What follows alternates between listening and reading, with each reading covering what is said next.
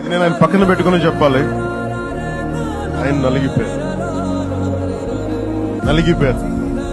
జైల్లో చూశాను ఆయన.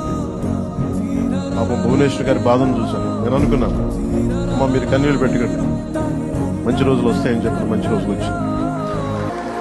వారికి మనస్ఫూర్తిగా వారికి నా హృదయపూర్వక శుభాకాంక్షలు. మీరు అద్భుతమైన పాలన ఇవ్వాలి అందరికీ మనస్ఫూర్తిగా నేను తెలియజేసుకోవచ్చు.